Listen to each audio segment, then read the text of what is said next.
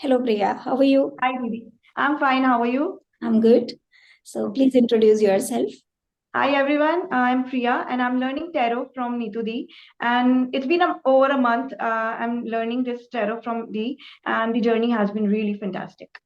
Tarot के लिए मैं क्या बोलूं, मुझे पहले से मन था सीखने का, बट मैं खुद ही करती रहती थी, कुछ कुछ देखती रहती थी वीडियोस और and all that. But professionally कभी उसको ना सीखने की कोशिश करी, और ना ही मैंने कभी सोचा था कि मैं कर पाऊंगी, और आज मैं कर पा रही हूँ, प्रोफेशनली उसको सीख रही हूँ। जो मुझे उसकी नॉलेज मिल रही है, जो मुझे मेरे पास अपने आप से पहले से थी, तो मुझे ऐसा लगता था कि मुझे सब कुछ आता है। बट अभी मैं डिफरेंस देख पा रही हूँ कि एक गुरु के सिखाने के बाद आप चीजों को किस तरीके से इतने इलेबोरेटली और इतने इंटेंसली समझ सकते हो, जो कि नॉलेज आप अपने आप ले लेते, पर उसमें एक तो बहुत साल लग जाते, बहुत साल लग जाते जब आप उस नॉलेज को लेके धीरे धीरे धीरे धीरे उस स्टेज पे पहुंचते कि आप कह पाते कि आपको ट्रूली समझ में आ गया है। लेकिन अब मैम के थ्रू मैं देख रही हूँ, जो मैं सीख रही हूँ, तो मैं उस डिफरेंस को महसूस कर पा रही हूँ खुद से कि बहुत जमीन आसमान का फर्क है।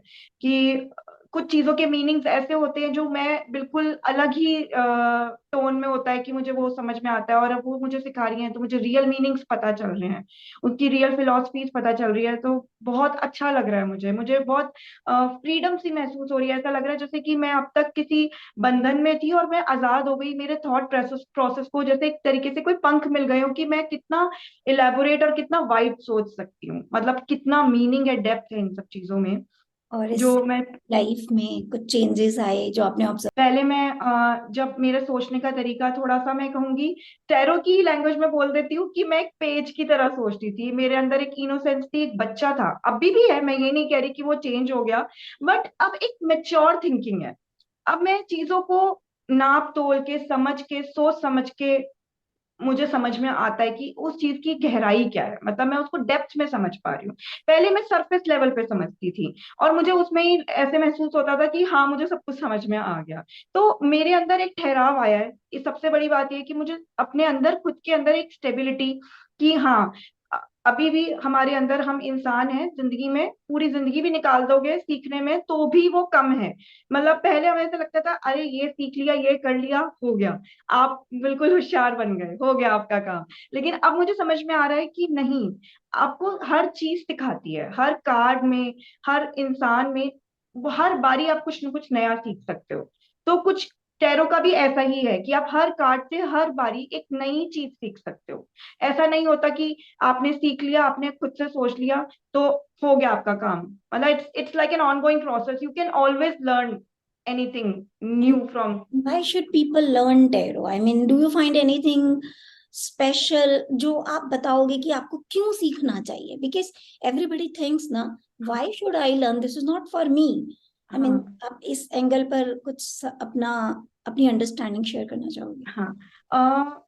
पहले मेरे लिए टैरो को सीखना एक मेरा एक हॉबी थी, कि मुझे अच्छा लगता था, मुझे ऐसा फील होता था कि मैं लोगों को समझ सकती हूँ, और फिलॉसफी की साइड मेरी थोड़ा सा झुकाव था, तो मुझे इसलिए टैरो को देखना, पढ़ना, समझना, सुनना अच्छा लगता था। पर अब मुझे ऐसा लगता है कि टैरो एक बहुत बड़ा तरीका है, एक टूल है, एक चीज है जिसके थ्रू आप अपने आप को बहुत अच्छे से जान सकते हैं। और जब आप हर कोई भी इंसान अपने आप को अच्छे से जान लेता है, तो उसके लिए दूसरों को समझना आसान हो जाता है। क्योंकि हम एक ऐसी एरा में रह रहे हैं, एक डिप्रेशन, एंजाइटी और स्ट्रेस वाली जिंदगी जी रहे हैं, सबके है, ऐसा नहीं है कि एक भी बंदा बचा हो, कोई नहीं, सबको ही आजकल किसी ना किसी तरीके के मेंटल इश्यूज हैं। तो मुझे ऐसा लगता है कि टैरो को सीखना में आप अपनी तो मदद जो करोगे ही, और उसके बाद अब आप औरों की भी मदद कर सकते हो। फिर सेकेंडली, आप इस चीज को बहुत अच्छे से प्रोफेशनली फॉलो कर सकते हो, तो आपको एक फाइनेंशियल इंडिपेंडेंस भी मिलेगी उस चीज से। For a house wife like me, मैंने हमेशा से घर का ही देखा है, घर का ही करा है। तो अगर मैं किसी तरीके से ग्रो करती हूँ, मेरे अंदर नॉलेज आती है, और उस नॉलेज को मैं यूज करके अपनी हेल्प और दूसरों की हेल्प कर सकती हूँ, तो इससे अच्छा क्या हो सकता है? आई मीन, लोगों को टैरो एक टैबू लगता है, या ऐसा लगता है कि टैरो जो है एक जादू टोना है, बट ऐसा कुछ नहीं है। Tarot is not at all जादू टोना, it is like any other knowledgeable subject only.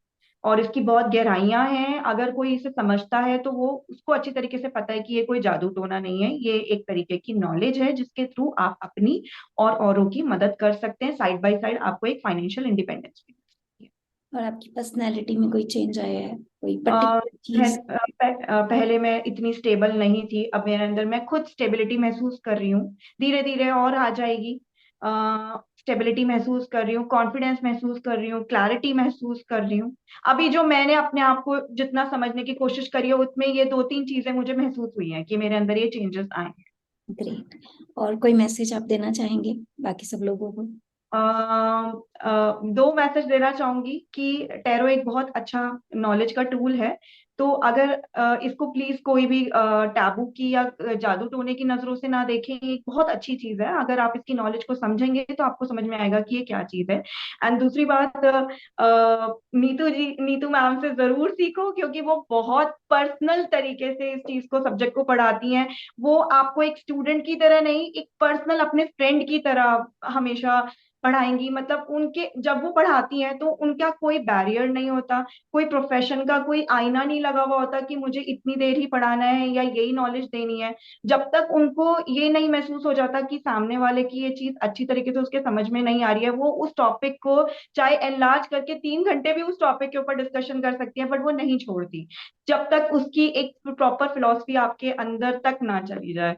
तो ये डिफरेंस है जो मैंने और टैरो रीडर्स की रीडिंग्स देख के महसूस करी है, और नीतू मैम के में फर्क करा है कि ऐसा मानना है कि जब हम किसी को भी पढ़ाते हैं, कोई भी चीज हो, अगर उसमें अपनापन आ जाता है तो उस चीज के मायने बदल जाते हैं। वो एक तरीके से कोई प्रोफेशनल या ऐसी सेल्फिश मोटिव नहीं लगता। मतलब उनके बिल्कुल सेल्फिश मोटिव नहीं है कि मुझे कमाई करनी है सिर्फ तो मैं इसलिए पढ़ाऊंगी, नहीं, वो पूरा अपना पूरा 100% से भी ज्यादा देती है कि नहीं, मुझे सिखाना है तो मुझे पूरी नॉलेज देनी है सामने वाले को। तो मैम के लिए यही कहूंगी मैं बिल्कुल सो कि nice of you, Priya. And I am thank you so much कि हैप्पी। आप, थैंक यू सो मच कि आप मुझे पढ़ा रहे हो। एंड आई एम प्राउड कि आप मेरे गुरु हो। मतलब मुझे इस चीज का बहुत प्राउड है कि आप मेरे गुरु हो, और मुझे ऐसा लग रहा है कि मैं कितनी खुश हूँ कि मतलब मुझे आप मिले। मतलब मैं कितने टाइम से सोच रही थी कि मैं करूं, बट शायद भगवान को यही मंजूर था कि मुझे आप मिलने थे, तो इसीलिए इतना साल टाइम मुझे वेट बहुत कराया। खुश हूँ कि मुझे आप जैसे स्टूडेंट मिलते हैं। Thanks again, Priya. Thank you thank for you so your much ma'am. Feedback. I really appreciate. Thank you. Thank you, thank you, thank you.